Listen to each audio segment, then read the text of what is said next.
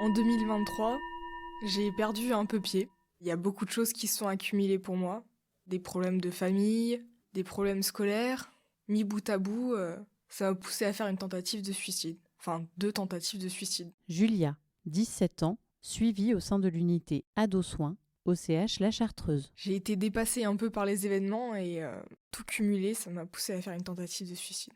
Une première en mai, je me suis défenestrée. Heureusement, j'ai pas eu de blessure, enfin j'avais juste des bleus et la main qui saignait. Et une deuxième fin août, avant la rentrée scolaire, par overdose de médicaments.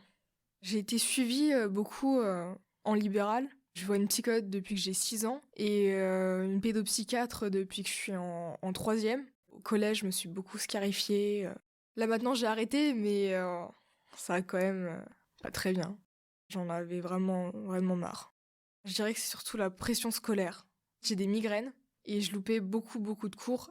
Et c'était dur de rattraper. Mes notes, elles baissaient. Mes parents, ils me foutaient une pression. Si j'avais en dessous de 14, je me faisais tout le temps disputer. C'était compliqué. Maintenant, je vais plus en cours. Donc ça, au moins, déjà, je me sens beaucoup mieux. Hein. Et maintenant, je suis toujours à Dosoin et j'espère que ça va aller mieux.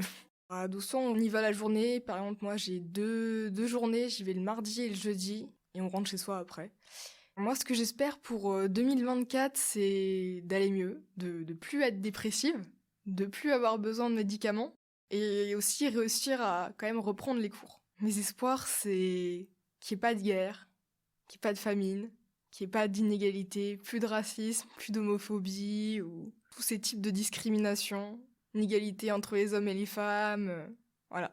Quand on voit les infos, c'est déprimant, hein. Moi, sincèrement, j'ai un peu peur pour le futur parce que je sais que ce sera moins bien que maintenant. Ça m'angoisse beaucoup.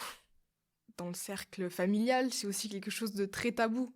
Mes parents, ils me parlent presque pas de... Enfin, ils évitent d'en parler devant moi, de ma dépression. C'est quelque chose quand même de très compliqué. Ça améliore pas la chose. Comme objet, j'ai choisi les écouteurs. C'est un objet très important pour moi. La musique, en général, c'est très important pour moi. C'est-à-dire que j'écoute genre de la musique 3-4 heures par jour. La musique dans la famille, ça a toujours été quelque chose d'important. Mon père, il fait de l'alto, mon petit frère, il joue de la clarinette, ma petite sœur, elle joue de la flûte traversière, et moi, j'ai fait 10 ans de saxophone au conservatoire. J'ai choisi les écouteurs parce que pour moi, ça symbolise... je dirais pas que ça me coupe du monde, mais c'est un moment agréable. Moi, personnellement, j'aimerais aller mieux. Et un petit message à tous les patients de la Chartreuse. J'espère que vous irez mieux aussi pour cette année 2024.